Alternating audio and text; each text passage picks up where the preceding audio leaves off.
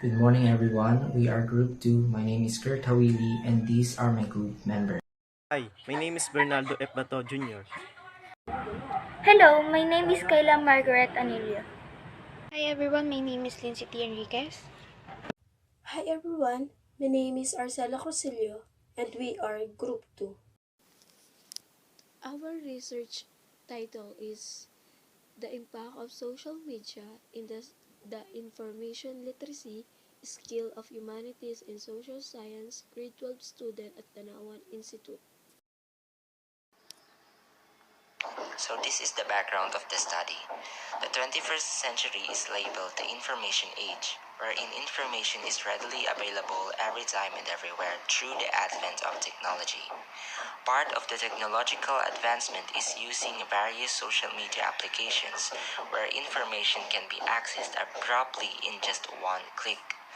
These advancements initiate many changes in education, thus adding skills that need to be learned by the students. These skills is known as information literacy. And the second one, as stated by Lewis 2013, information literacy skills are a set of abilities achieved when people can recognize the need for information and successfully locate and assess that information. And lastly, as indicated by Baron, being exposed to a great deal of information will not make the students informed individual. So this is our statement of the problem. Number 1. What are the social media applications open used by the students? The second one is how do the students perceive information literacy in terms of accessing information, evaluating information, and using information? And lastly, what are the impacts of the social media on the information literacy skills of humanities and social sciences grade 12 students at Tanauan Institute? So this is our theoretical framework. So the first one is many undergraduate students at Western California University said that information literacy abilities help use scholarly publication for research and accessing material in the library without the need for a personal assistant.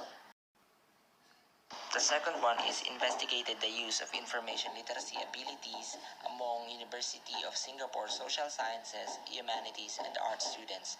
This study of an opinion evidence reviews and data analysis from a sample of Spanish university students from 3 major fields. So this is our conceptual framework. The input is about our SOP, and the process is about the administering of questionnaire, tabulation of students' responses, and statistical analysis of data. And the last one is the output, the impacts of social media and the information literacy skills of humanities and social sciences grade 12 students. Scope and the limitation. This study focused on humanities and social sciences grade 12 students at the Tanauan Institute. This research is designed to have thorough knowledge about the possible effects of social media on students' information literacy skills. So we're done discussing the parts of Chapter 1. So let's proceed on the parts of Chapter 2, which are the related literature, related studies, and synthesis. Local literature. According to Reggie D. Astudillo of 2016, people all over the world are reaping the benefits of adopting technology nowadays. Long distances, race, and even religion have previously limited people's ability to communicate and freely share their thoughts. But thanks to the new world of social networking, these obstacles can no longer prevent the flow of information and knowledge because online social networking sites such as Facebook, Instagram, Twitter, and others now all allow an unfettered exchange of opinions. In foreign literature, since information literacy can be observed in social media platforms, Skill of 2011 mentioned that social media have impacts on students such as procrastination or catching up with friends, and most of the students are spending a lot of time in social media, such as Facebook, MySpace, World of Warcraft, or SimCity. However, social media also helps the students to develop the important knowledge and social skills. So we're done on the literature. Let's move on to the related studies. Foreign study, stated by V. Ibarra Guyos, 2021, 21st century is the information age whereas people are using technologies to gather information. The information is mostly located in organizations and networks, and it extends those other sources in books, radio, television, newspapers, social media, and especially the internet. All great sources of information are located on the internet. The internet has become an integral part of everyone's lifestyle. Therefore, students should develop their information literacy skills to further enhance their social awareness, especially in this type of society. Local study, Topper and Bertol 2019 stated that although the meaning and scope of information literacy are constantly changing, it is always defined as a set of definable and standardized capabilities that guide people in obtaining, screening, evaluating, and integrating useful information from a variety of sources to determine a course of action. Synthesis. The literature shown in this chapter revealed that social media has an impact on students' information literacy. Many studies prove the usefulness of the internet and social networking sites in educational systems. However, some research shows that this hinder and affect the development of students' skills in locating, using, and assessing the information they find on screens. This also shows the related literature and research that complements the researchers through review of articles, journals, and theses. In this study, the similarities and differences of the review studies of other researchers from past present studies are presented. So yeah, we're done in the part of chapter 1 and chapter 2. Let's talk about the part of chapter 3. Let's start to research methodology. Research methodology, the method used by the researcher for the realization of this study, particularly the research design, subject of study, research document, validation of the questionnaire, the data gathering procedures, and the statistical treatment. Research design. This study determined the impact of social media on the information literacy skill of humanities and social science grade 12 student at Tanauan Institute.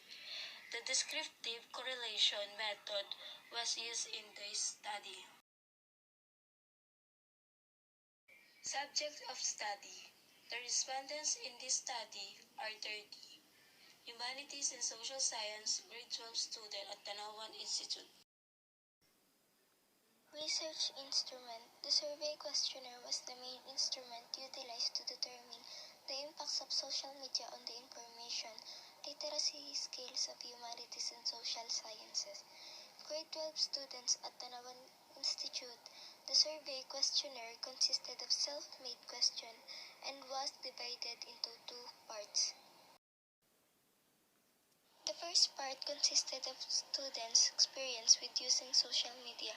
These were given one set of our check boxes, each which are always, seldom, often, never. The second part was about the students' perception of the possible impacts of social media on their information literacy. Each statement was given our check boxes. Strongly agree, agree, strongly I disagree, and disagree. Research procedures. A letter of request prepared by the researchers will be sent to the principal of the Tanauan Institute Senior High School to allow the researchers to conduct the study to the Tanauan Institute Senior High School. And individual letters of request will also be given to the advisors of each grade or section to seek approval regarding the distribution of questionnaire through online using Google Form. Also, to the researchers, ask the students to answer the research instrument according to their most honest and respectful manners. The questionnaires we tabulate for data analysis and interpretation. So we're done in the parts of chapter 3. Let's proceed about our self-made questionnaire. These are the questions that we formulated based on our statement of the problem. The first question is, what motivated you to conduct or choose this study? My answer is because this is the struggle that the students are involved in nowadays. The second question is, what is your research all about? My answer is, our research is all about the impacts of social media in the information literacy skills of humanities and social sciences grade 12 students at the Tanauan Institute in. Third question. How is your theory or concept relevant to your study? Relevant theory, you are given a basis of your hypothesis and choice of research methods. The fourth question is, how did you formulate your SOP? First is, put the problem on the context. The second is, describe the precise issue that the research will address. Third is, show the relevance of the problem. The last is, set the objective of the research. For question number 5, what is the importance of the study? The important thing in our study is that we provide knowledge to every student who uses social media on what social media really does help our young people who are studying today's modern way of learning because of the pandemic and its effects, not just in learning, but in many things. Number 6. What is the scope of your study? The scope of a study, social media has a big impact on students like us. Social media can distract learning, especially if there is no control or the ability to control the time when using social media. But at the same time, social media is one of the main fastest ways to help our students. All we have to do is time management now. 7. What are your research variables? Our research variables are social media and information literacy skills. And our independent variable is social media, and our dependent variable is information literacy skills. Number 8.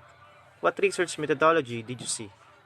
The research methodology what we use is the research design, subject of the study, research instrument, validation of the questionnaire, the data gathering procedure, and the statistical gradement. Why did you use that methodology? Because it conveyed a message to the pupils about their use of technology in smartphones, and it also investigated the frequency and relationship between technology and learning achievement. In sociology courses, and a significant relationship between students' use of technology and their achievements in health and colleges was also discovered. How is the experience of doing a research? The experience is a great time to reflect on your learning. With every research experience, you will gain new skills, learn more about the type of environment you enjoy being in, further explore your strengths and interests, and test out your motivation to further study or pursue a career in a field or discipline.